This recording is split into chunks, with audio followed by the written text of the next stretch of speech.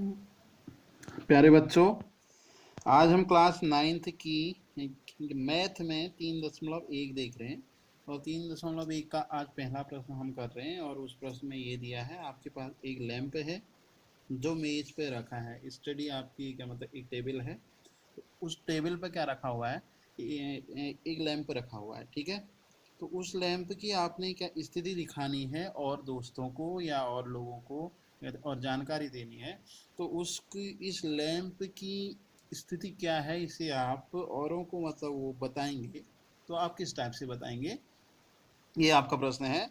तो हम देख लेते हैं सबसे आगे। तो क्या मेज की मतलब एक किनारे को, उस मेज का एक किनारा है, उसे हम एक्स क्या मान लेंगे, एक्स अक्ष मान लेंगे। और जो एक किनारा ऊर्ध्वाधर किनारा है उसको हम वाई अक्ष मान लेंगे। अब अब इन रेखाओं पे हम क्या करेंगे, हम मतलब और नंबर्स को हम इंगित कर देंगे। देखो, एक नंबर 1 2 3 4 ऐसे करके लिख देंगे। और ऐसे ही ऊर्ध्वाधर वाले पे भी हम 1 2 3 4 करके लिख देंगे। क्योंकि जहाँ पर ये रेखाएं दोनों क्या करती हैं, क्रॉसेबल होती हैं, क्रॉस करती हैं, वो 0 0 होता है। क्यों, मूल बिंदु होता है वो आपका, ये मूल बिंदु है और ये 0 0 होगा।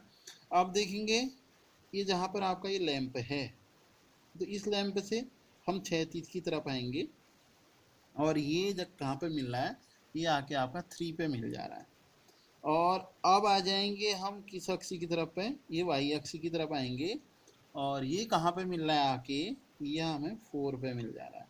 तो हम जानते हैं, हम किसी भी मतलब एक तल पे, जो कारती तल है, उस पर अगर कोई भी हम क्या लेते हैं, एक बिंदु लेते हैं, तो उस बिंदु को शो करने के लिए जो क्या कहते हैं वो होता है, ढंग होता है, जो तरीका होता है, वो होता है एक्स और वाई के रूप में लिख सकते हैं हम इसे।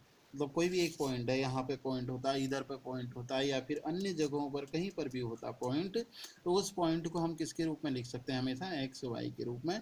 बस, तो हमने क्या कर दिया, इस लैंप को हमने मान दिया ये एक पॉइंट है, और इसे हम एक्स की तरफ ले गए एक्सिस पे, तो 3 पे मिल रहा है।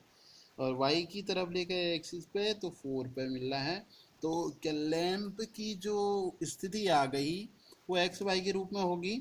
और वो एक्स का मान 3 आ गया, इसका मान 4 आ गया। मतलब कि एक लैंप की जो स्थिति हो गई, वह सिचुएशन क्या हो गई, 3 4 हो गई। अन्य लोगों को या फिर किसी भी को हम क्या करने के लिए, शो करने के लिए कि आपका ये लैंप है कहाँ पर, इसे आप 3 4 पे कहेंगे।